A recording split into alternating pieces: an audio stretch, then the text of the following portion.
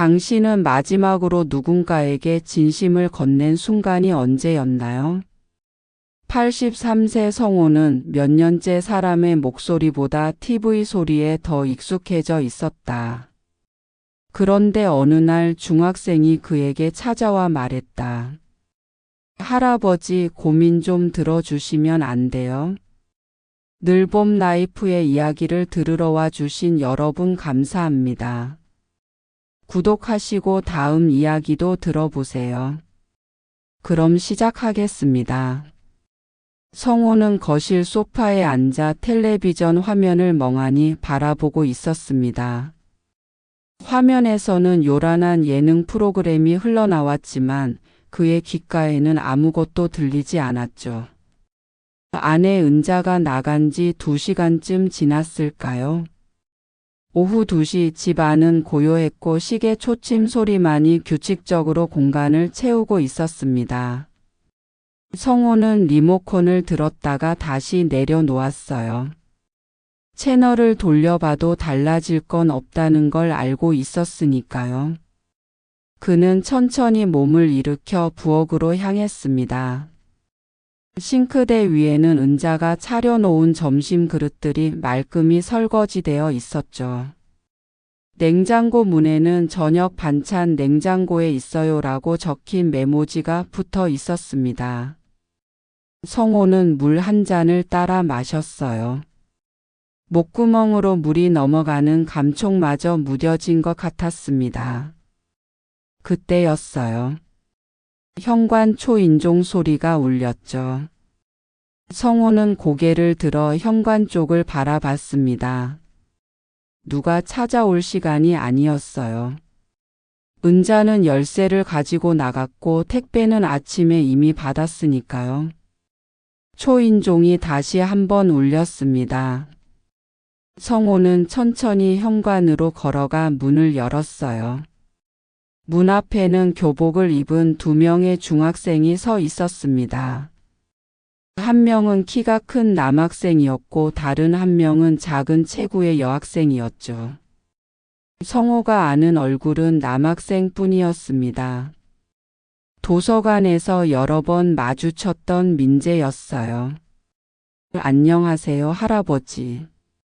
민재가 밝게 인사했습니다. 성호는 고개를 끄덕이며 대답했어요. 그래, 민재구나. 무슨 일이니? 민재 옆에 선 여학생이 조심스럽게 고개를 숙여 인사했습니다. 안녕하세요. 저는 소은이라고 해요. 소은의 목소리는 작고 떨렸죠. 성호는 두 아이를 번갈아 보며 문손잡이를 쥔 채 서 있었습니다. 뭔가 말을 해야 할 것 같았지만 입이 쉽게 떨어지지 않았어요. 민재가 먼저 말을 꺼냈습니다.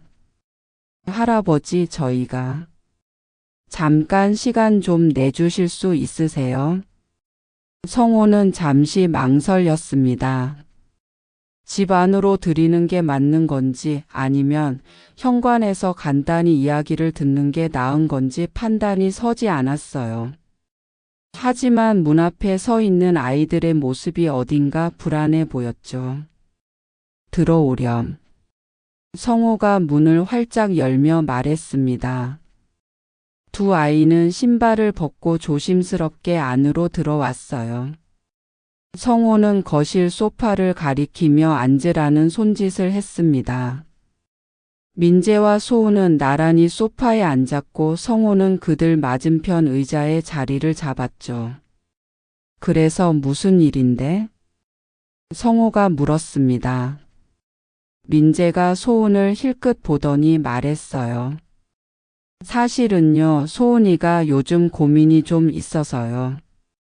소은은 고개를 숙인 채 손가락을 꼬고 있었습니다. 성호는 여학생의 표정을 살폈어요. 아이의 얼굴에는 뭔가 짙은 그림자가 드리워져 있었죠. 할아버지께서 혹시 상담 좀 해주실 수 있을까요? 소은이 작게 물었습니다. 그 순간 성호의 가슴 한가운데가 뭉클해졌어요. 상담이라는 단어가 그의 머릿속에서 여러 가지 기억을 불러일으켰습니다. 회사에 다닐 때였죠. 부하 직원들이 종종 그를 찾아와 고민을 털어놓곤 했어요. 업무 문제부터 개인적인 걱정까지 성호는 그들의 이야기를 들어주고 조언을 해줬습니다. 동료들은 그를 원칙적이지만 따뜻한 상사라고 불렀죠. 하지만 그건 오래전 일이었어요. 은퇴한 뒤로 성호는 자신이 누군가에게 필요한 사람이라고 느껴본 적이 없었습니다. 자식들은 바빠서 연락도 뜸했고 은자는 친구들과 어울리느라 집에 없는 시간이 많았죠. 그는 점점 자신이 세상에서 멀어지고 있다는 생각을 지울 수 없었어요. 내가 상담을? 성호가 되물었습니다. 자신의 목소리가 어딘가 떨리는 것 같았어요. 민재가 고개를 끄덕이며 말했습니다. 네, 할아버지. 제가 지난번에 고민 이야기했을 때 정말 도움이 많이 됐거든요. 성호는 그 일을 기억했어요. 한 달 전쯤이었을까요? 도서관에서 우연히 만난 민재가 부모님과의 갈등 때문에 힘들다고 털어놓았었죠. 성호는 그저 아이의 이야기를 들어주고 몇 마디 해줬을 뿐이었는데 민재는 진심으로 고마워했습니다. 소은이 조심스럽게 말을 이었어요. 저도 민재 오빠한테 할아버지 이야기 들었어요. 그래서 용기 내서 왔어요. 성호는 소은의 눈을 마주쳤습니다. 아이의 눈빛에는 간절함이 담겨 있었어요. 동시에 그의 가슴 속 깊은 곳에서 오래 묵혀뒀던 감정이 올라왔습니다. 나는 이제 누구에게도 필요 없는 사람이다. 은퇴 후 끊임없이 그를 괴롭히던 그 생각이었죠. 하지만 지금 눈앞에는 자신을 필요로 하는 아이들이 있었습니다. 성호는 천천히 입을 열었어요. 무슨 고민인지 이야기해 볼래? 소은의 얼굴이 조금 밝아졌습니다. 민재도 안도한 표정을 지었죠. 성호는 등받이에 몸을 기댄 채 아이들을 바라봤어요. 그의 손끝이 미세하게 떨리고 있었지만 그것이 두려움 때문인지 기대감 때문인지는 알 수 없었습니다. 문틈 사이로 들어온 오후 햇살이 거실 바닥을 비추고 있었어요. 오랜만에 느껴보는 낯설지만 따뜻한 온기였습니다. 성호는 소은의 이야기를 듣기 전 잠시 자신의 과거를 떠올렸습니다. 그가 처음 회사에 입사한 건 26살 때였어요. 중견 전자 부품 제조 회사였죠. 말단 사원으로 시작해서 30년 넘게 한 우물을 팠습니다. 성호는 성실했고 원칙을 지켰어요. 동료들 사이에서 신뢰를 쌓았고 결국 과장까지 올랐죠. 그는 부하 직원들의 고민을 듣는 걸 마다하지 않았습니다. 퇴근 후 회사 근처 작은 술집에서 직원들과 소주잔을 기울이며 이야기를 나눴어요. 누군가는 승진 문제로 고민했고 누군가는 가정사로 힘들어했죠. 성호는 그들의 말을 끝까지 들어주고 조언을 건넸습니다. 과장님은 딱딱해 보이는데 의외로 따뜻하시네요. 한 후배가 그렇게 말한 적이 있었어요. 성호는 웃으며 대답했죠. 사람 사는 거 다 비슷한 거 아니겠나. 그 시절 그는 자신이 누군가에게 필요한 존재라는 걸 확신했습니다. 회사에서도 집에서도 그랬어요. 아내 은자와 두 아들을 키우며 가장으로서 책임을 다했죠. 주말이면 아들들을 데리고 근처 공원에 갔습니다. 평범하지만 단단한 일상이었어요. 하지만 세월은 모든 걸 바꿔 놓았습니다. 65세 정년퇴직을 했을 때 성호는 새로운 인생이 시작될 거라고 생각했어요. 그동안 회사 일에 매여 하지 못했던 것들을 할 수 있을 거라 기대했죠. 여행도 가고 취미 생활도 하고 손자들과 시간도 보내고 싶었습니다. 그런데 현실은 달랐어요. 퇴직 후 1년쯤 지났을 때였을까요? 성호는 자신이 점점 세상에서 멀어지고 있다는 걸 깨달았습니다. 회사 동료들과는 연락이 끊겼어요. 처음에는 가끔 전화도 하고 만나기도 했지만 시간이 지나면서 자연스럽게 멀어졌죠. 공통 화제였던 회사 이야기가 사라지자 할 말도 없어졌습니다. 두 아들은 서울과 부산에서 각자의 삶을 살고 있었어요. 큰아들은 IT 회사에 다니며 바쁜 나날을 보냈고 작은 아들은 부산에서 자영업을 했습니다. 명절에나 얼굴을 보는 게 고작이었죠. 손자들은 더 멀게 느껴졌어요. 영상통화를 하면 인사만 하고 금방 자기 방으로 들어가 버렸습니다. 성호는 손자들과 무슨 이야기를 해야 할지 몰랐어요. 아이들이 좋아하는 게임이나 유튜브 같은 건 그에게 다른 세상 이야기였으니까요. 아내 은자는 달랐습니다. 그녀는 원래 사교적인 성격이었어요. 동네에 이사 온 지 얼마 안 돼서 친구들을 사귀었죠. 같은 마을에 사는 비슷한 또래 여성들과 모임을 만들었습니다. 은자는 종종 성호에게도 같이 나가자고 권했습니다. 여보, 동네 경로당에서 바둑 두는 사람들 많던데 한번 가봐요. 아니야, 난 괜찮아. 성호는 매번 거절했어요. 낯선 사람들과 어울리는 게 부담스러웠습니다. 회사에서는 자연스럽게 관계가 형성됐지만 이젠 먼저 다가가는 게 쉽지 않았죠. 그렇게 성호의 하루는 점점 더 단조로워졌습니다. 아침 7시에 일어나 은자가 차려준 아침을 먹었어요. 식사 후에는 거실에 앉아 신문을 읽었죠. 요즘은 신문도 예전만큼 재미있지 않았습니다. 기사 내용이 어려워졌고 모르는 단어들이 자주 등장했어요. 10시쯤 되면 은자가 설거지를 하고 청소를 시작했습니다. 성호는 그 모습을 멀거니 바라보다가 텔레비전을 켰죠. 정오가 되면 점심을 먹었어요. 은자는 점심 식사를 마치고 설거지를 한 뒤 외출 준비를 했습니다.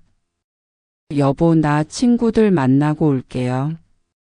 저녁은 냉장고에 반찬 있으니까 데워 드세요. 그래, 다녀와. 성호는 짧게 대답했습니다. 현관문이 닫히는 소리가 들렸어요. 그 순간부터 집 안은 고요해졌죠. 성호는 소파에 앉아 텔레비전 리모컨을 들었습니다.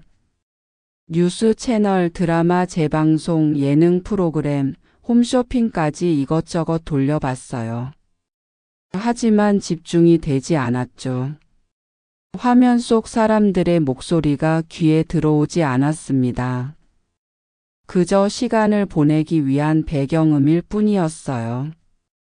오후 서너 시쯤 되면 성호는 자리에서 일어나 집 안을 천천히 걸어 다녔습니다. 거실에서 안방으로, 안방에서 작은 방으로, 다시 부엌으로 갔다가 거실로 돌아왔죠. 특별한 목적이 있는 건 아니었어요. 그냥 움직이고 싶었습니다. 창밖을 보면 아이들이 뛰어노는 모습이 보였어요. 젊은 엄마들은 벤치에 앉아 스마트폰을 보거나 수다를 떨었죠.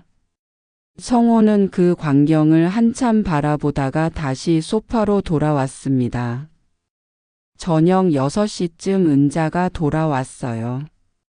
다녀왔어요. 오늘 친구들이랑 카페 갔다가 마트도 들렀어요.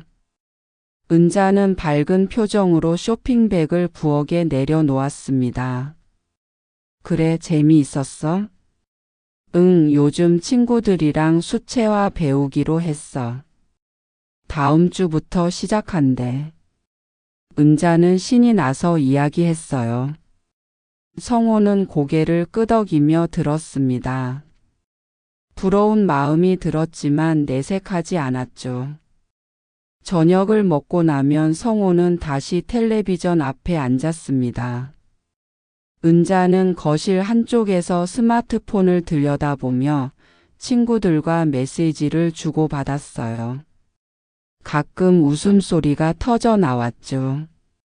성호는 그 소리를 들으며 자신이 점점 더 작아지는 것 같다는 생각을 했습니다. 11시쯤 되면 잠자리에 들었어요. 내일도 오늘과 똑같은 하루가 이어질 거라는 걸 알고 있었습니다. 이런 삶이 앞으로 몇 년이나 계속될까요? 성호는 천장을 바라보며 한숨을 내쉬었습니다. 그의 일상은 그저 반복되는 시간의 흐름일 뿐이었어요. 변화는 어느 화요일 오후에 찾아왔습니다. 성호는 집에서 나와 동네 도서관으로 향하고 있었어요. 한 달에 한두 번 정도 도서관에 가는 게 그의 유일한 외출이었죠. 주로 역사책이나 수필집을 빌렸습니다. 집에서 읽을 거리가 필요했거든요. 도서관까지는 걸어서 10분 거리였어요. 성호는 천천히 걸으며 주변을 둘러봤습니다. 동네 풍경은 예전과 많이 달라져 있었죠. 새로 생긴 카페들이 즐비했고 간판마다 영어가 가득했어요. 브런치, 비건, 테이크아웃 같은 단어들이었습니다. 성호는 그 의미를 정확히 알지 못했어요.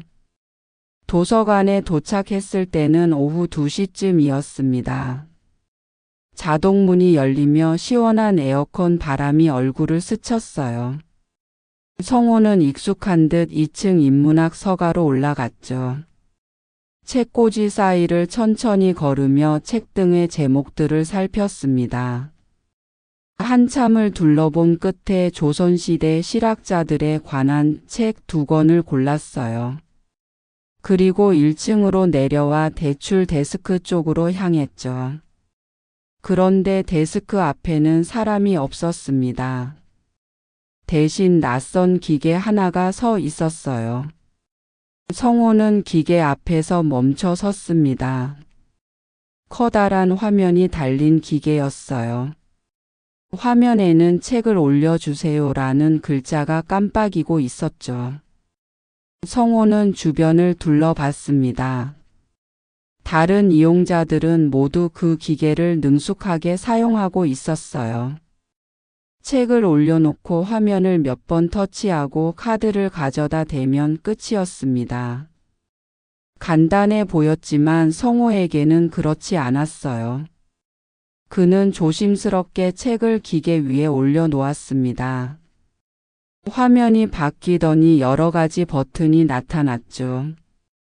대출 반납 연장 조회라는 글자들이었어요. 성호는 대출 버튼을 눌렀습니다. 그러자 화면에 또 다른 메시지가 떴어요. 회원증을 스캔해 주세요. 회원증이요? 성호는 지갑을 꺼내 도서관 회원증을 찾았습니다. 낡은 플라스틱 카드였죠. 어디다 대야 하는 걸까요? 그는 화면에 카드를 갖다 댔지만 아무 반응이 없었어요. 기계 옆면을 살펴봤지만 카드를 넣을 곳은 보이지 않았습니다. 성호의 이마에 땀이 맺히기 시작했어요. 뒤에서 누군가 기다리는 것 같은 기분이 들었죠. 실제로 뒤를 돌아보니 한 여성이 책을 들고 서 있었습니다. 죄송합니다. 제가 좀... 성호가 비켜서려는 순간이었어요. 제가 도와드릴까요? 옆에서 밝은 목소리가 들렸습니다. 교복을 입은 남학생이었어요.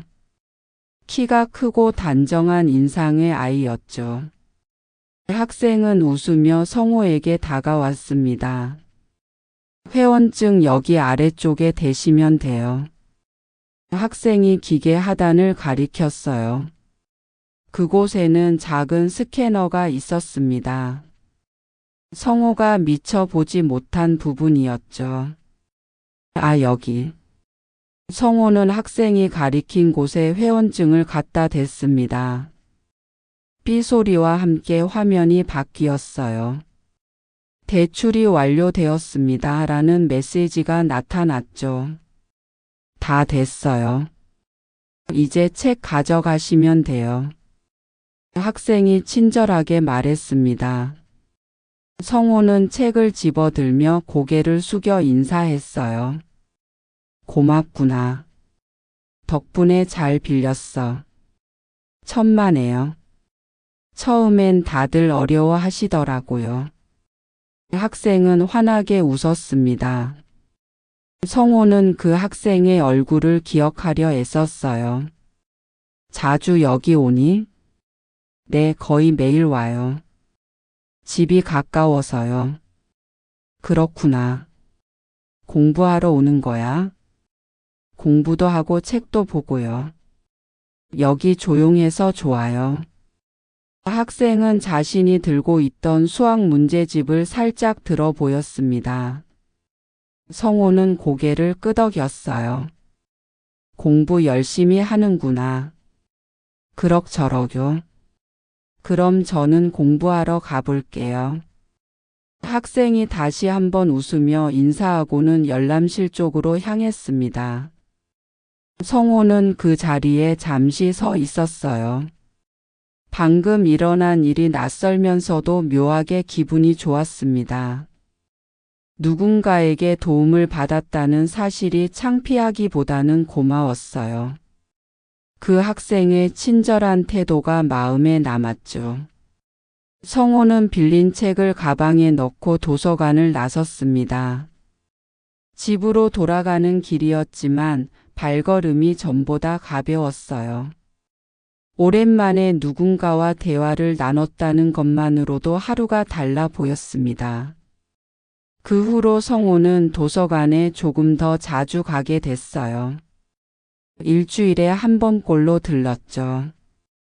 그때마다 그 학생을 마주쳤습니다. 학생은 늘 열람실 창가 자리에 앉아 있었어요. 처음엔 가볍게 목례만 했습니다. 하지만 몇 번 마주치다 보니 자연스럽게 인사를 주고받게 됐죠. 안녕하세요, 할아버지. 그래, 오늘도 공부하러 왔구나. 네, 요즘 시험 기간이라서요. 짧은 대화였지만 성호에게는 의미가 있었습니다. 어느 날은 도서관 입구 근처에서 그 학생과 마주쳤어요. 학생은 자판기 앞에 서서 음료수를 뽑고 있었습니다. 할아버지, 목 마르시면 하나 드릴까요? 아니야, 괜찮아. 성호가 손을 저었지만 학생은 이미 버튼을 누르고 있었어요. 캔 커피 하나가 떨어져 나왔죠. 더운데 시원한 거 드세요. 학생이 캔을 건넸습니다. 성호는 잠시 망설이다가 받았어요. 고맙구나. 그런데 내 이름이 뭐니? 맨날 보는데 이름을 몰라서. 저요? 민재예요. 김민재요. 민재구나. 나는 김성호라고 해. 같은 성이네. 와, 정말요? 반가워요, 할아버지. 그날 이후로 둘의 관계는 조금씩 가까워졌습니다. 도서관에서 마주칠 때마다 몇 마디씩 나눴어요. 민재는 성호에게 학교 이야기를 들려줬고 성호는 민재의 말을 들어주며 고개를 끄덕였죠. 어느 토요일 오후였어요. 성호는 도서관 앞 벤치에 앉아 쉬고 있었습니다. 책을 빌리고 나와 잠시 앉은 거였죠. 민재가 도서관에서 나오더니 성호를 발견하고 다가왔어요. 할아버지 여기 앉아 계셨어요? 응, 그냥 좀 쉬려고. 저도 같이 앉아도 돼요? 그래, 앉아라. 둘은 나란히 벤치에 앉았습니다. 한동안 아무 말 없이 앞을 바라봤어요. 아파트 단지 놀이터에서 아이들이 뛰어놀고 있었죠. 민재가 먼저 입을 열었습니다. 할아버지 혹시 심심하시면 저희 집에 한번 놀러 오세요. 성호는 고개를 돌려 민재를 봤어요. 내 집에? 네, 엄마가 할아버지 이야기 들으시고 한번 모시고 오라고 하셨어요. 민재의 얼굴에는 진심 어린 미소가 있었습니다. 성호는 그 순간 가슴이 뭉클했어요. 오랜만에 느껴보는 온기였죠. 그래, 기회 되면 한번 가볼게. 성호가 대답했습니다. 민재는 환하게 웃으며 고개를 끄덕였어요. 그 웃음이 성호의 마음속에 작은 불씨를 지폈습니다. 민재의 집을 처음 방문한 건 그로부터 일주일 후였습니다. 토요일 오후였어요. 성호는 집에서 준비해간 과일 바구니를 들고 민재네 아파트 앞에 섰죠. 초인종을 누르자 곧 문이 열렸습니다. 어서 오세요, 할아버지. 민재가 반갑게 맞이했어요. 민재의 어머니도 현관으로 나와 인사를 건넸습니다. 어르신, 자주 민재가 신세 지고 있다고 들었어요. 들어오세요. 성호는 정중히 인사하고 안으로 들어갔어요. 거실은 깔끔하게 정돈되어 있었습니다. 식탁에는 이미 다과가 준비되어 있었죠. 성호는 소파에 앉아 민재 어머니와 이런저런 이야기를 나눴어요. 동네 이야기, 날씨 이야기, 아이들 교육 이야기까지요. 민재는 그 옆에 앉아 간식을 먹으며 듣고 있었습니다. 1시간쯤 지났을까요? 성호는 자리에서 일어나며 말했어요. 오늘 좋은 시간 보냈어. 이제 가봐야겠구나. 벌써요? 저녁 먹고 가시죠. 민재 어머니가 만류했지만 성호는 정중히 거절했습니다. 민재가 성호를 현관까지 배웅했어요. 문을 열며 민재가 조심스럽게 말했습니다. 할아버지, 사실 제가 요즘 고민이 하나 있어요. 성호는 신발을 신다 말고 민재를 쳐다봤어요. 무슨 고민인데? 부모님이랑 자꾸 싸우게 돼요. 제 진로 문제 때문에요. 민재의 목소리가 조금 가라앉았습니다. 민재 어머니는 성호를 다시 안으로 배웅하고는 민재와 이야기를 좀 더 나누라며 과일을 테이블에 놓고는 방으로 들어갔다. 성호는 다시 안으로 들어가 민재와 마주 앉았어요. 민재는 천천히 자신의 이야기를 꺼냈습니다. 부모님은 민재가 과학고등학교에 진학하기를 바랐어요. 성적도 괜찮고 이과 쪽에 소질이 있다고 생각했죠. 하지만 민재는 예술 쪽에 관심이 많았습니다. 특히 영상 제작이 하고 싶었어요. 유튜브 영상을 만들거나 영화 연출을 배우고 싶다고 했죠. 부모님은 그런 민재를 이해하지 못했습니다. 성호는 민재의 이야기를 끝까지 들었습니다. 중간에 끊지 않고 고개를 끄덕이며 들어줬죠. 민재가 말을 마치자 성호는 잠시 생각에 잠겼어요. 그러고는 조심스럽게 입을 열었습니다. 내 부모님 마음도 이해가 가. 자식이 안정적인 길을 갔으면 하는 거지. 민재가 고개를 떨구었어요. 성호는 말을 이었습니다. 하지만 내 마음도 중요해. 내가 정말 하고 싶은 게 뭔지 스스로 확실히 알고 있다면 그걸 부모님께 차근차근 설명해봐. 단순히 하고 싶다는 게 아니라 왜 그걸 해야 하는지 어떻게 준비할 건지까지 말이야. 민재는 성호의 말을 곱씹었습니다. 그럼 부모님을 설득할 수 있을까요? 당장은 어려울 수도 있어. 하지만 내가 진지하다는 걸 보여주면 부모님 생각도 조금씩 바뀔 거야. 성호의 목소리는 차분했지만 힘이 있었어요. 민재는 고개를 끄덕이며 말했습니다. 할아버지 말씀 들으니까 좀 정리가 되는 것 같아요. 감사합니다. 천만에. 힘든 일 있으면 언제든 이야기해. 그날 이후로 민재는 가끔 성호의 집을 방문했습니다. 처음에는 일주일에 한 번 정도였어요. 도서관에서 만나 함께 걸어오거나 주말 오후에 초인종을 누르곤 했죠. 성호도 민재를 반갑게 맞아들였습니다. 아내 은자도 민재를 좋아했어요. 이 녀석 참 예의 바르네. 은자는 늘 민재에게 과일이나 간식을 챙겨줬습니다. 어느 화요일 오후였어요. 성호는 거실에서 텔레비전을 보고 있었습니다. 은자는 동네 친구들과 만나러 나간 뒤였죠. 초인종이 울렸어요. 성호가 문을 열자 민재가 서 있었습니다. 그런데 오늘은 혼자가 아니었어요. 옆에 작은 체구의 여학생이 함께 있었죠.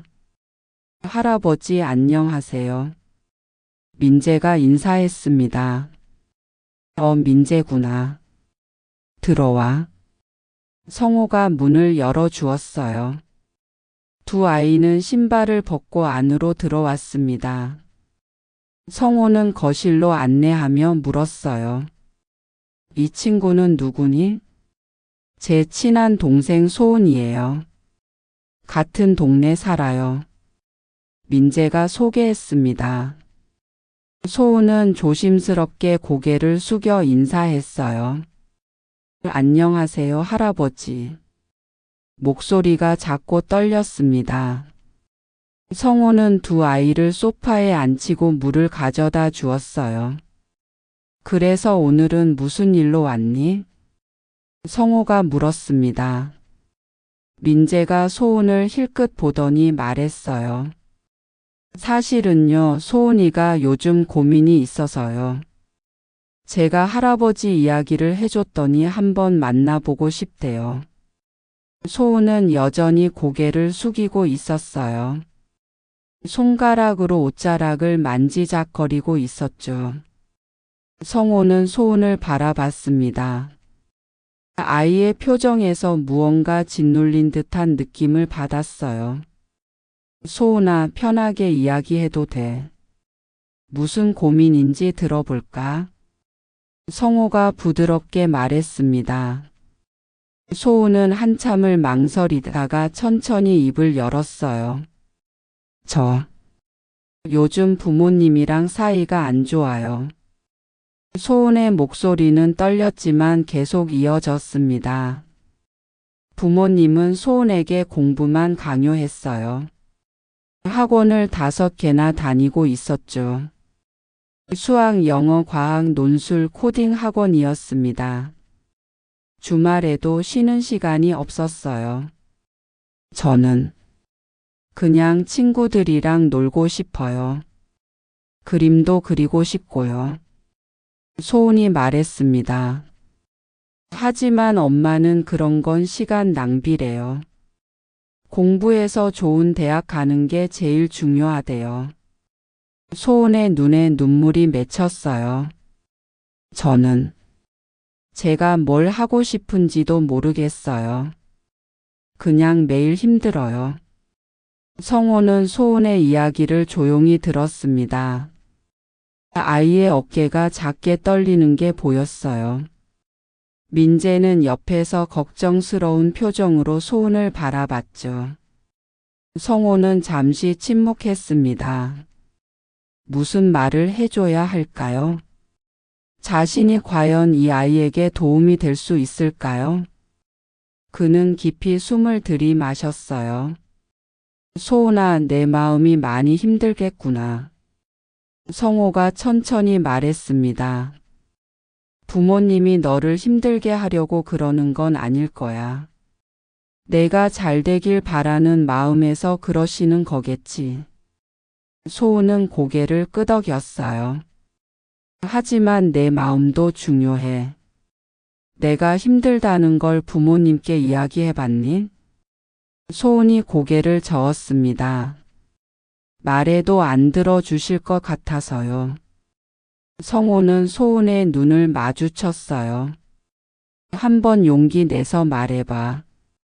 화내지 말고 울지도 말고 차분하게 내 마음을 전해보는 거야. 공부도 열심히 하고 싶지만 가끔은 쉬고 싶다고, 내가 좋아하는 것도 하고 싶다고 말이야. 소은은 성호의 말을 곱씹으며 들었습니다. 그리고 내가 하고 싶은 게 뭔지 천천히 찾아봐. 그림을 그리는 게 좋다면 틈틈이 그려보고 그게 정말 내가 좋아하는 일인지 확인해 보는 거야. 상담은 1시간 가까이 이어졌습니다. 소은은 조금씩 마음을 열고 자신의 이야기를 더 꺼냈어요. 성호는 계속 들어주고 가끔 조언을 건넸죠. 민재도 옆에서 소은을 격려했습니다. 해가 기울어갈 무렵 두 아이는 자리에서 일어났어요. 할아버지, 오늘 정말 감사해요. 소은이 처음으로 환하게 웃으며 말했습니다. 천만에. 힘들 때 언제든 와. 성호가 대답했어요. 아이들이 돌아간 뒤 성호는 거실에 혼자 남았습니다. 창밖으로 어둠이 내려앉고 있었어요. 그는 소파에 앉아 깊은 한숨을 내쉬었습니다. 내가 제대로 조언을 한 걸까? 자신이 없었어요. 아이의 고민을 해결해 줄 만한 능력이 자신에게 있는지 의문이 들었죠. 그저 들어주고 몇 마디 했을 뿐인데 그게 도움이 됐을까요? 성호는 무력감을 느꼈습니다. 밤 11시쯤 은자가 돌아왔어요. 여보, 안 주무셨어요? 왜 불도 안 켜고 앉아 있어? 은자가 거실 불을 켰습니다. 아, 그냥 생각 좀 하고 있었어. 무슨 생각? 오늘 민재가 친구 데리고 왔었어. 고민 상담을 하더라고. 그래요? 우리 영감이 상담도 해주고. 잘했네요. 은자는 대수롭지 않게 말하며 안방으로 들어갔어요. 성호는 다시 혼자 남았습니다. 그는 천장을 올려다보며 생각했어요. 내가 정말 도움이 된 걸까? 그 물음은 쉽게 사라지지 않았습니다. 성호는 무거운 마음으로 자리에서 일어나 불을 끄고 안방으로 향했어요. 침대에 누웠지만 쉽게 잠들지 못했습니다. 어둠 속에서 소은의 떨리던 목소리가 계속 맴돌았죠. 다음 날 아침이었어요.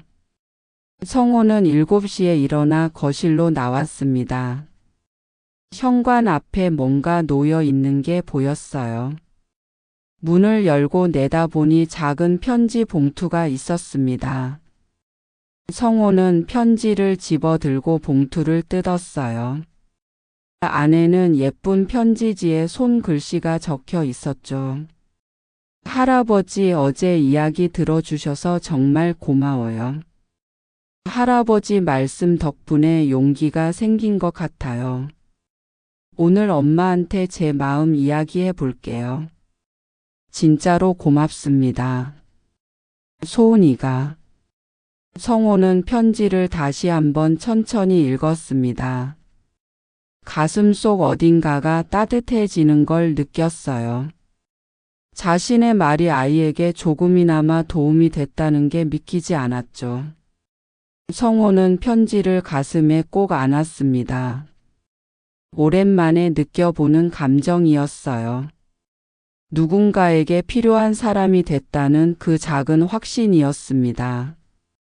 편지를 받은 후 며칠 동안 성호는 마음이 한결 가벼웠습니다. 거실에 앉아 있어도 예전처럼 무료하지 않았어요.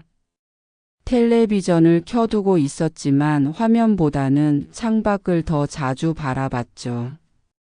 혹시 민재나 소은이 다시 찾아오지 않을까 하는 기대감이 있었습니다. 그런데 일주일이 지나도록 아무도 오지 않았어요. 성호는 조금 실망했지만 내색하지 않았습니다. 아이들도 바쁘겠지. 그렇게 생각하며 다시 평소의 일상으로 돌아갔어요. 그러던 어느 금요일 오후였습니다. 초인종이 울렸어요. 성호가 문을 열자 민재가 서 있었습니다. 이번에도 혼자가 아니었어요. 민재 옆에는 안경을 쓴 남학생이 한 명 더 있었죠. 할아버지 안녕하세요. 민재가 환하게 웃으며 인사했습니다. 민재구나. 들어와. 성호는 반가운 마음에 활짝 웃으며 문을 열어주었어요. 거실로 들어온 민재가 옆에 친구를 소개했습니다. 이 친구는 준호예요. 같은 반 친구인데 할아버지께 고민 상담 좀 하고 싶대요. 준호는 수줍게 인사했어요. 안녕하세요, 할아버지. 성호는 두 아이를 소파에 앉히고 부엌으로 가서 음료수를 가져왔습니다. 요즘 은자가 민재가 올 것을 생각해 미리 음료수를 사다 놓았거든요. 준호의 고민은 친구 관계에 관한 것이었어요. 반에서 같이 어울리던 친구들과 최근 사이가 멀어졌다고 했습니다. 준호가 게임을 그만두면서부터였죠. 친구들은 여전히 게임 이야기만 했고 준호는 그 대화에 끼지 못했어요. 저는 게임보다 책 읽는 게 더 좋아졌는데 친구들은 저를 이상하게 봐요. 준호가 말했습니다. 성호는 고개를 끄덕이며 들었어요.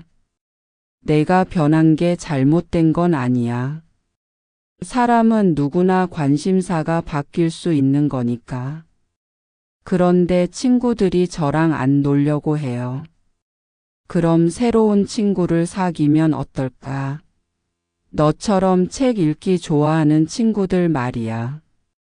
성호의 조언은 단순했지만 준호는 진지하게 들었습니다. 도서관에 가면 책 읽는 아이들 많잖니. 먼저 말 걸어봐. 무슨 책 읽냐고, 재미있냐고. 상담을 마치고 준호가 돌아간 뒤 민재가 자리에 남았어요. 할아버지, 요즘 친구들 사이에서 할아버지 소문이 났어요. 소문? 네, 고민 상담 잘해주시는 할아버지가 계시다고요. 민재가 웃으며 말했습니다. 성호는 어색하게 웃었어요. 내가 뭘 잘한다고. 정말이에요. 소은이도 할아버지 덕분에 엄마랑 대화 많이 했대요. 요즘은 학원도 하나 줄였대요. 성호는 그 말을 듣고 마음이 흐뭇해졌습니다. 자신의 조언이 실제로 도움이 됐다는 게 신기했어요. 민재는 가방에서 무언가를 꺼냈습니다. 낡은 스마트폰이었죠. 할아버지, 이거 할아버지 거 맞죠? 성호는 고개를 끄덕였어요. 아, 그래. 지난번에 내가 보고 싶다고 해서 보여줬었지. 이거 아직도 안 쓰세요? 응, 어려워서 말이야. 민재가 활짝 웃으며 말했습니다. 제가 가르쳐 드릴게요. 어렵지 않아요. 성호는 잠시 망설였어요. 몇 년 전 아들이 사준 스마트폰이었습니다. 처음엔 사용해 보려고 했지만 버튼도 없고 화면만 있어서 어떻게 써야 할지 몰랐죠. 결국 며칠 만에 포기하고 다시 효도폰을 쓰기 시작했어요. 내가 배울 수 있을까? 물론이죠. 제가 천천히 알려드릴게요. 그날부터 민재의 스마트폰 수업이 시작됐습니다. 민재는 일주일에 2~3번 성호의 집을 찾았어요. 처음에는 전원 켜는 법부터 가르쳤습니다. 여기 옆에 있는 버튼 길게 누르시면 돼요. 성호는 민재가 시키는 대로 버튼을 눌렀어요. 화면에 불이 들어오자 신기한 표정을 지었습니다. 다음은 화면 잠금 해제였어요. 아래에서 위로 쓸어 올리시면 돼요. 성호는 서툰 손가락으로 화면을 만졌습니다. 잠금이 풀리지 않았어요. 민재가 웃으며 다시 보여줬죠. 이렇게요. 좀 빠르게 쓱 올리는 느낌으로요. 성호는 여러 번 시도 끝에 겨우 잠금을 해제했습니다.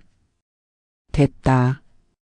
성호의 얼굴에 성취감이 어렸어요.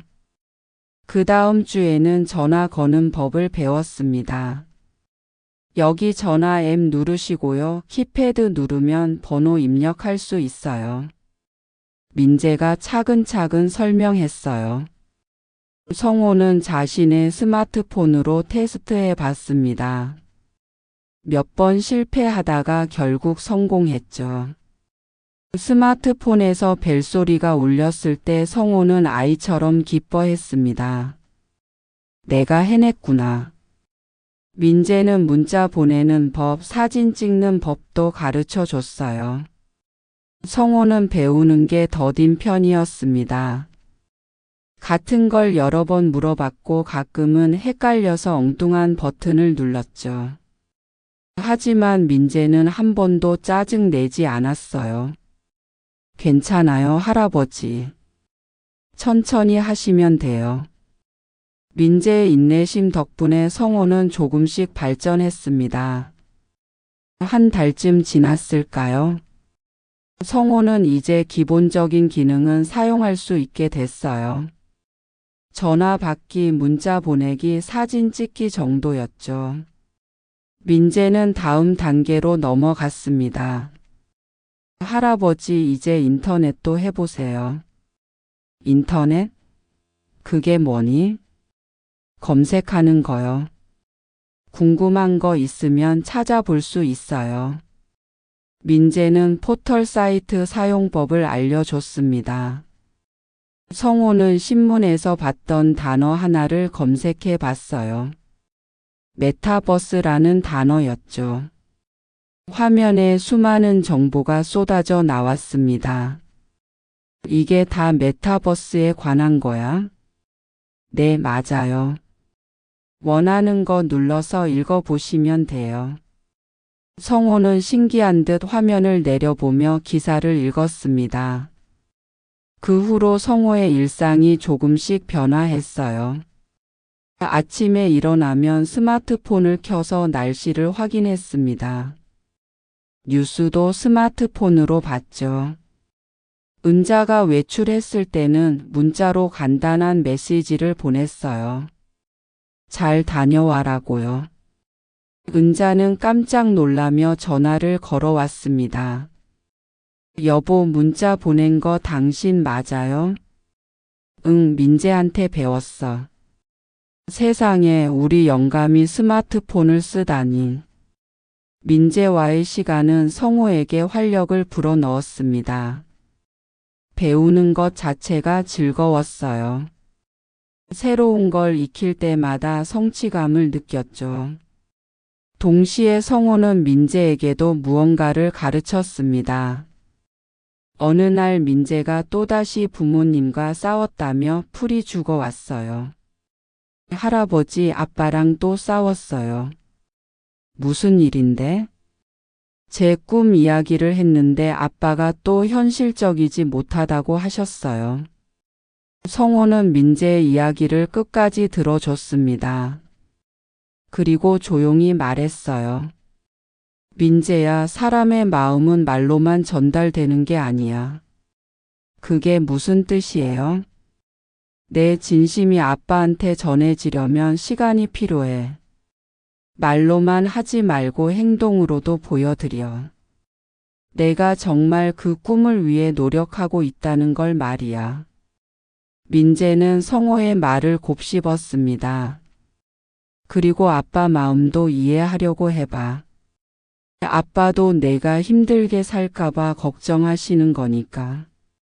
그 걱정을 이해하면서 내 꿈을 이야기하는 거야. 성호의 말에는 오랜 인생 경험에서 우러나온 지혜가 담겨 있었어요. 민재는 고개를 끄덕이며 말했습니다. 할아버지는 정말 사람 마음을 잘 아시는 것 같아요. 나도 내 나이 때가 있었으니까. 그리고 회사에서 사람들 많이 만났거든. 그렇게 성호와 민재는 서로에게 배워갔습니다. 성호는 민재에게 디지털 세상을 배웠고 민재는 성호에게 사람의 마음을 듣는 법을 배웠죠. 두 사람의 관계는 단순한 할아버지와 손자뻘 아이의 관계를 넘어섰어요. 서로에게 필요한 존재가 됐습니다. 어느 토요일 오후였어요. 민재는 성호에게 키오스크 사용법도 가르쳐 줬습니다. 도서관 키오스크 앞에서였죠. 할아버지, 이제 혼자서도 하실 수 있어요? 그래, 이제 괜찮아. 성호는 자신 있게 대답했습니다. 실제로 혼자서도 책을 빌릴 수 있게 됐어요. 도서관 사서가 성호를 보며 놀란 표를 지었습니다. 어르신, 요즘 키오스크 잘 쓰시네요. 응, 누가 좀 가르쳐 줘서. 성호는 뿌듯한 표정으로 웃었어요. 그날 저녁 집으로 돌아온 성호는 거실 소파에 앉았습니다. 손에는 스마트폰이 들려 있었어요. 화면을 켜고 사진첩을 열었죠. 민재와 함께 찍은 사진들이 있었습니다. 도서관 앞에서 찍은 사진, 집 거실에서 찍은 사진들이요. 성호는 사진을 하나하나 넘겨보며 미소 지었습니다. 삶에 다시 색깔이 돌아오는 것 같았어요. 누군가를 가르치고 누군가에게 배우며 서로 필요한 존재가 되어가는 과정이 그에게 활력을 주었습니다. 성호의 집에 아이들이 찾아오는 일이 잦아졌습니다. 처음에는 일주일에 한두 번이었는데 어느새 거의 매일 누군가 초인종을 눌렀어요. 민재가 데려온 친구들이었죠. 성호는 이제 아이들을 맞이하는 게 자연스러워졌습니다. 현관문을 열고 어서 와라고 인사하는 것도 익숙해졌어요. 거실 테이블 위에는 늘 공책 몇 권과 펜이 놓여 있었습니다. 아이들의 고민을 들으며 메모하기 위한 것이었죠. 어느 수요일 오후였어요. 민재와 함께 온 여학생이 있었습니다. 이름은 지우였어요. 중학교 3학년이라고 했죠. 지우는 성적 때문에 고민이라고 했습니다. 저는 공부를 열심히 하는데도 성적이 안 올라요. 지우의 목소리에는 좌절감이 묻어 있었어요. 성호는 조용히 물었습니다. 어떻게 공부하니? 지우는 자신의 공부 방법을 설명했어요.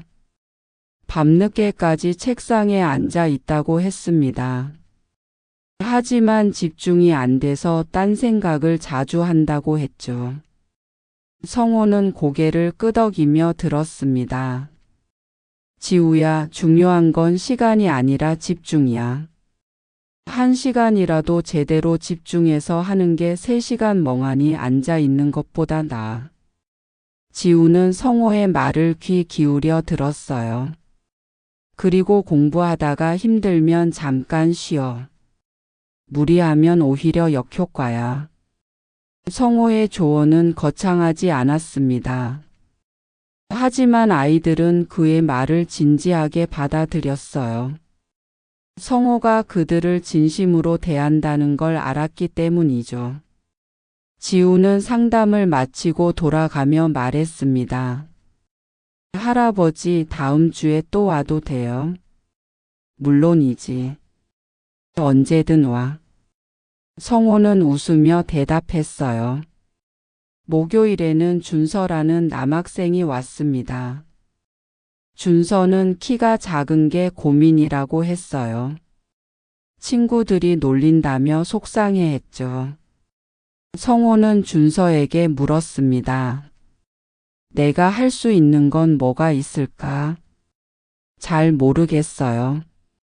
운동은 어때? 농구나 축구 같은 거. 키 작으면 운동도 못하잖아요. 준서가 풀이 죽어 말했습니다. 성호는 잠시 생각하다가 말했어요. 키가 전부는 아니야. 내가 잘할 수 있는 걸 찾아봐. 그게 공부든 운동이든 음악이든 뭐든 상관없어. 내 장점을 키우다 보면 키 같은 건 신경 안 쓰게 될 거야. 준서는 성호의 말을 곱씹었습니다. 제 장점이요? 그래, 내가 남들보다 잘하는 거 말이야. 그걸 찾아보는 거야. 준서는 고개를 끄덕이며 돌아갔어요. 금요일에는 예은이라는 여학생이 왔습니다. 예은은 친구와 싸운 게 고민이라고 했어요. 둘도 없던 친구였는데 요즘 사이가 소원해졌다고 했죠. 무슨 일로 사이가 나빠졌니? 성호가 물었습니다. 제가 다른 친구들이랑도 놀았거든요. 그랬더니 그 친구가 섭섭해한 것 같아요. 예은이 말했습니다. 성호는 잠시 생각에 잠겼어요. 예은아, 그 친구한테 내 마음을 이야기해봤니? 아니요, 뭐라고 말해야 할지 모르겠어요. 솔직하게 말해봐. 내가 다른 친구들이랑 논 건 그 친구가 싫어서가 아니라 다양한 친구들과 어울리고 싶었던 거라고. 하지만 그 친구도 여전히 소중하다고 말이야. 예은은 성호의 조언을 듣고 표정이 밝아졌습니다. 그렇게 말하면 될 것 같아요. 고마워요, 할아버지. 주말에는 더 많은 아이들이 찾아왔어요. 토요일 오전에는 4명의 아이들이 함께 왔습니다. 거실이 북적였죠. 성호는 한 명씩 차례대로 이야기를 들어줬어요. 각자의 고민은 달랐지만 공통점이 있었습니다. 누군가 자신의 말을 진심으로 들어주길 바란다는 것이요. 은자는 부엌에서 과일을 깎아 아이들에게 내왔습니다. 할아버지 인기가 대단하네. 우리 집이 상담소가 됐어. 은자가 웃으며 말했어요. 아이들은 할머니 감사합니다 라고 인사했죠. 은자는 흐뭇한 표정으로 아이들을 바라봤습니다. 집 안에 활기가 돌았어요. 예전처럼 적막하지 않았죠. 일요일 오후에는 민재가 혼자 왔습니다. 할아버지, 오늘은 그냥 놀러 왔어요. 민재가 환하게 웃으며 말했어요. 그래? 고민 없어? 아니요, 오늘은 그냥 할아버지랑 이야기하고 싶어서요. 두 사람은 거실에 나란히 앉았습니다. 창밖으로 가을 햇살이 비쳐 들어왔어요. 민재야, 너 덕분에 내 인생이 많이 바뀐 것 같아. 성호가 조용히 말했습니다. 무슨 말씀이세요? 예전엔 집에서 텔레비전만 보며 시간 보냈거든. 근데 요즘은 매일이 새로워. 아이들 만나고 이야기 듣고 조언도 해주고. 성호의 목소리에는 감사함이 묻어 있었어요. 민재가 말했습니다. 저도 할아버지 덕분에 많이 배웠어요. 사람 마음 듣는 법이요. 내가 뭘 가르쳐 줬다고. 가르쳐 주셨어요. 할아버지는 제 말을 끝까지 들어주셨잖아요. 중간에 끊지 않으시고요.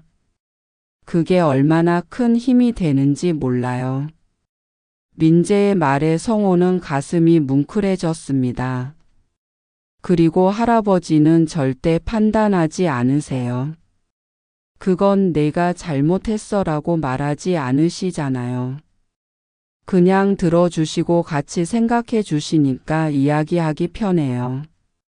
성호는 민재의 말을 들으며 깨달았어요. 자신이 특별한 걸 한 게 아니라는 걸요.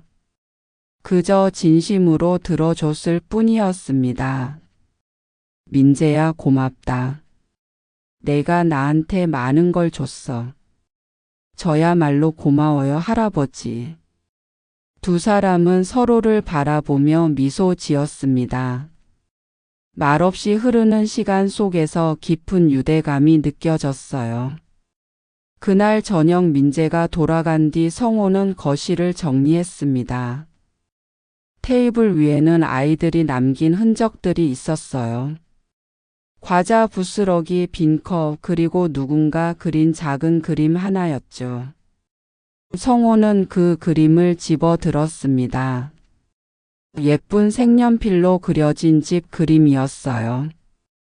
집 옆에는 고마워요, 할아버지라고 적혀 있었습니다. 성호는 그림을 냉장고에 자석으로 붙였어요. 그리고 냉장고 문을 한참 바라봤습니다. 자신이 이렇게 많은 아이들에게 필요한 존재가 될 줄은 몰랐어요. 동네에서는 성호를 마음 선생님이라고 부르기 시작했습니다. 아이들 사이에서 소문이 났거든요. 저기 사시는 할아버지한테 가면 고민 들어주신대. 어느 날 마트에서 장을 보는데 낯선 어머니가 다가왔어요. 혹시 김성호 어르신이세요? 네, 그런데요. 저희 딸이 할아버지한테 많은 도움 받았어요. 정말 감사합니다. 그 어머니는 지우의 엄마였습니다. 아니에요. 제가 특별히 한 건 없는걸요. 아니에요.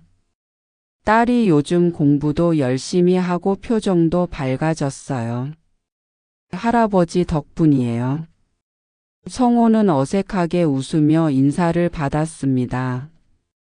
집으로 돌아오는 길에 그는 생각했어요. 내가 정말 도움이 되고 있구나. 가슴 속 깊은 곳에서 따뜻한 기운이 올라왔습니다. 오랜만에 느끼는 보람이었죠. 그날 밤 성호는 침대에 누워 천장을 바라봤습니다. 은자는 옆에서 책을 읽고 있었어요. 여보, 나 요즘 행복해. 성호가 조용히 말했습니다. 은자가 고개를 돌려 성호를 봤어요. 갑자기 왜요? 아이들이 날 필요로 해. 그게 참 좋아. 은자는 성호의 손을 잡았습니다. 나도 당신이 요즘 행복해 보여서 좋아요. 성호는 은자의 손을 꼭 쥐었어요. 세상에서 자신이 쓸모없는 존재라고 느꼈던 날들이 있었습니다. 하지만 이제는 달랐죠. 매일 아침 눈을 뜨면 기대가 됐어요. 오늘은 누가 찾아올까, 어떤 이야기를 들을까 하는 기대감이요. 성호는 눈을 감으며 생각했습니다. 나는 다시 살아있구나. 그의 입가에 잔잔한 미소가 번졌어요. 거실에는 여전히 아이들이 남긴 흔적이 있었습니다. 테이블 위에 공책, 냉장고에 붙은 그림, 현관 신발장 옆에 놓인 작은 메모지들이요. 그 모든 것이 성호에게는 삶의 증거였습니다. 자신이 누군가에게 필요한 사람이라는 증거였죠. 성호는 깊은 잠에 빠져들었습니다. 오랜만에 편안한 잠이었어요.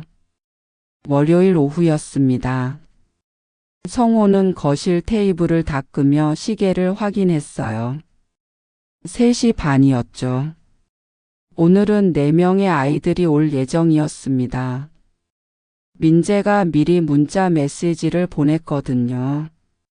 성호는 이제 문자를 받고 답장하는 것도 익숙해졌어요. 그래, 기다릴 게라고 답장을 보냈죠. 부엌에서는 은자가 과일을 준비하고 있었습니다. 여보, 오늘 애들 몇 명 온대요? 4명이래. 그럼 과일 좀 더 깎아야겠네. 은자는 싱크대 앞에서 사과를 깎기 시작했어요. 요즘 은자는 아이들이 오는 시간에 맞춰 집에 있었습니다. 친구들과의 약속도 오전으로 조정했죠. 당신이 아이들한테 인기가 많아서 내가 간식 담당이 됐네. 은자가 웃으며 말했습니다. 성호는 미소 지으며 거실로 돌아왔어요. 소파 쿠션을 정돈하고 테이블 위를 다시 한번 확인했습니다. 공책과 펜이 제자리에 있었죠. 창문을 열어 환기를 시켰어요. 가을 바람이 시원하게 들어왔습니다. 성호는 창밖을 내다봤어요. 아파트 단지 놀이터에서 아이들이 뛰어놀고 있었습니다. 예전에는 그저 바라만 봤는데 이제는 그 아이들 중 누군가가 자신을 찾아올 수도 있다는 생각이 들었어요. 초인종이 울렸습니다. 성호가 문을 열자 민재와 3명의 아이들이 서 있었어요. 할아버지 안녕하세요. 아이들이 밝게 인사했습니다. 어서 와. 들어오렴. 성호는 활짝 웃으며 문을 열어주었어요. 아이들은 익숙하게 신발을 벗고 거실로 들어갔습니다. 은자가 과일 접시를 들고 나왔어요.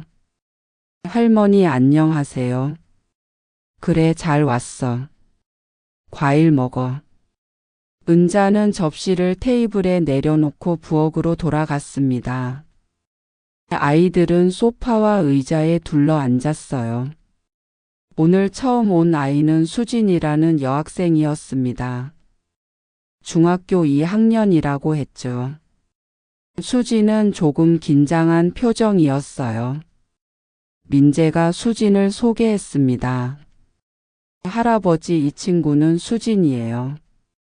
제 사촌 동생이에요. 그래, 반가워. 편하게 앉아. 성호가 부드럽게 말했습니다. 수진은 미술 학원을 그만두고 싶다는 고민이었어요. 원래 그림 그리는 걸 좋아했는데 학원에서는 입시 위주로만 가르쳐서 재미가 없다고 했습니다. 하지만 엄마는 학원 계속 다니래요. 돈도 많이 드는데 그만두면 안 된대요. 수진이 말했습니다. 성호는 고개를 끄덕이며 들었어요. 수진아, 내가 정말 그림을 좋아하니? 네, 좋아해요. 그럼 학원은 그만두더라도 그림은 계속 그릴 거야? 수진은 잠시 생각하더니 대답했습니다. 네, 그럴 거예요. 그럼 엄마한테 그렇게 말해봐. 학원은 그만두지만 그림은 계속 그릴 거라고. 내가 좋아하는 방식으로 말이야. 그리고 틈틈이 내가 그린 그림을 엄마한테 보여드려. 내가 얼마나 진지한지 보여드리는 거지. 성호의 조언을 듣고 수진의 표정이 밝아졌습니다. 그렇게 하면 엄마가 이해해 주실까요? 당장은 아닐 수도 있어. 하지만 내 진심을 계속 보여주면 언젠가는 이해하실 거야. 다음은 현우라는 남학생이었어요. 현우는 형과 자주 싸운다는 고민이었습니다. 형은 고등학생인데 공부를 잘해서 부모님이 늘 형만 칭찬한다고 했죠. 저는 공부를 못하니까 부모님이 저한테는 관심도 없으세요. 현우의 목소리에는 서운함이 묻어 있었어요. 성호는 잠시 생각했습니다. 현우야, 부모님이 형만 좋아하시는 건 아닐 거야. 다만 내 좋은 점을 아직 못 보신 거겠지. 제 좋은 점이요? 그래, 공부 말고 내가 잘하는 게 뭐가 있니? 현우는 잠시 고민하더니 말했어요. 저는 운동을 좀 잘해요. 축구요. 그거 봐. 그게 내 장점이잖아. 그걸 더 키워봐. 부모님도 내가 축구 열심히 하는 모습 보시면 분명 기뻐하실 거야. 성호가 말했습니다. 그리고 형하고는 비교하지 마. 사람마다 잘하는 게 다른 거니까. 현우는 고개를 끄덕이며 성호의 말을 받아들였어요. 마지막은 다희라는 여학생이었습니다. 다희는 전학을 가야 하는데 친구들과 헤어지기 싫다는 고민이었어요. 아버지 직장 때문에 다른 도시로 이사를 가야 한다고 했습니다. 새 학교에 가면 친구를 사귈 수 있을까요? 다희가 불안한 표정으로 물었습니다. 성호는 다희를 바라보며 말했어요. 다희야, 처음엔 낯설고 어려울 거야. 하지만 넌 분명 새로운 친구를 사귈 수 있어. 어떻게요? 먼저 다가가 봐. 웃으면서 인사하고 말 걸어보고. 그러다 보면 친해지는 거야.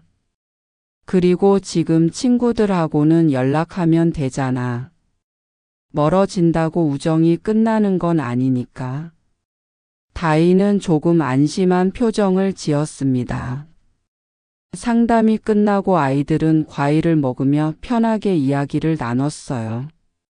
학교 이야기, 요즘 유행하는 것들, 재미있게 본 영상 이야기까지요. 성호는 그 옆에 앉아 아이들의 대화를 들었습니다. 모르는 단어도 많았지만 그냥 듣는 것만으로도 즐거웠어요. 아이들의 웃음소리가 집 안을 가득 채웠죠. 5시쯤 되자 아이들이 일어났습니다. 할아버지, 저희 이제 가볼게요. 그래, 조심해서 가. 성호는 현관까지 나가 아이들을 배웅했어요. 민재가 마지막으로 인사하며 말했습니다. 할아버지, 내일 또 올게요. 그래, 기다릴게. 문을 닫고 거실로 돌아온 성호는 소파에 앉았습니다. 은자가 부엌에서 나오며 말했어요. 당신 요즘 정말 바쁘네. 매일 애들 상담해주고. 응, 그런데 전혀 힘들지 않아. 오히려 기운이 나. 성호가 웃으며 대답했습니다. 나도 당신 변한 거 알아. 예전엔 맨날 텔레비전만 보고 한숨 쉬었잖아. 근데 요즘은 표정도 밝고 말도 많아졌어. 은자의 말에 성호는 고개를 끄덕였어요. 맞아. 나도 느껴. 내가 달라진 게 좋은 일이지. 당신이 행복해 보이니까 나도 좋아. 저녁을 먹고 난 뒤 성호는 스마트폰을 꺼냈습니다. 민재가 보낸 메시지가 와 있었어요. 할아버지, 오늘도 감사했어요. 친구들이 할아버지 정말 좋아해요. 성호는 웃으며 답장을 보냈습니다.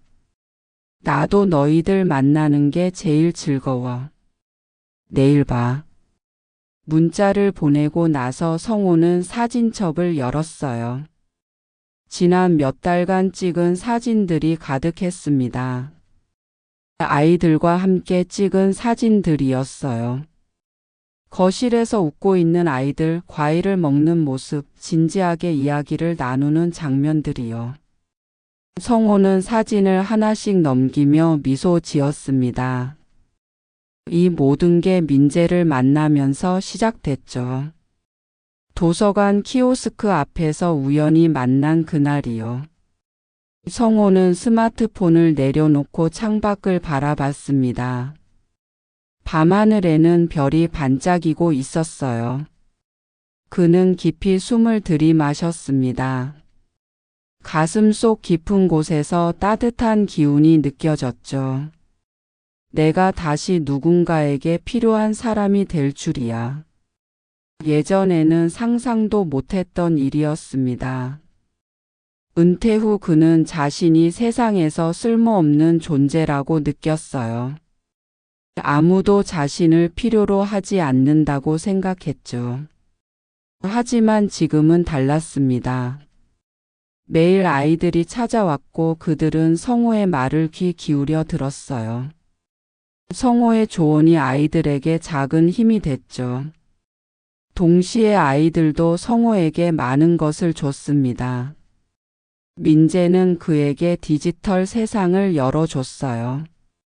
스마트폰 사용법, 키오스크 사용법을 가르쳐줬죠. 덕분에 성호는 세상과 다시 연결될 수 있었습니다. 더 이상 세상에서 멀어진 사람이 아니었어요. 성호는 거실을 천천히 둘러봤습니다. 테이블 위에는 아이들이 남긴 메모지가 있었어요. 할아버지 최고 라고 적혀 있었죠. 냉장고 문에는 그림들이 자석으로 붙어 있었습니다. 신발장 옆에는 작은 선물 상자가 놓여 있었어요. 지난주에 소은이가 가져온 손수건이었습니다. 이 모든 것이 성호에게는 보물이었어요. 자신이 살아있다는 증거였고 누군가에게 의미 있는 존재라는 증명이었죠. 성호는 자리에서 일어나 안방으로 향했습니다. 은자는 이미 침대에 누워 책을 읽고 있었어요. 여보 자요? 응, 이제 자려고. 성호는 침대에 누웠습니다. 천장을 바라보며 조용히 말했어요. 여보, 나 요즘 생각하는 게 있어. 뭔데요? 나이가 들어도 인생은 끝나는 게 아니구나. 새로운 시작이 있을 수 있다는 거. 은자가 책을 내려놓고 성호를 봤습니다. 맞아요. 당신 보니까 나도 그 생각 들어. 나이는 숫자일 뿐이라는 말이 진짜구나 싶어. 응, 민재를 만나지 않았으면 난 아직도 소파에 앉아 텔레비전만 보고 있었을 거야. 성호의 목소리에는 감사함이 묻어 있었어요. 그리고 아이들한테 고마워. 날 다시 살아있게 해줘서. 은자는 성호의 손을 잡았습니다. 나도 고마워요. 당신이 행복해하니까 우리 집도 밝아졌어. 두 사람은 손을 꼭 잡은 채 잠시 침묵했어요. 말없이 흐르는 시간 속에서 깊은 유대감이 느껴졌습니다. 성호는 눈을 감으며 생각했습니다. 내일도 아이들이 올 거예요. 그들의 고민을 듣고 조언을 해줄 거죠. 그리고 그 과정에서 성호 자신도 계속 배워갈 겁니다. 아이들에게서, 세상에서, 삶에서요. 83년을 살아온 그였지만 아직도 배울 게 많았어요. 아직도 성장할 수 있었죠. 나이는 중요하지 않았습니다. 중요한 건 마음이 살아있느냐 하는 거였어요.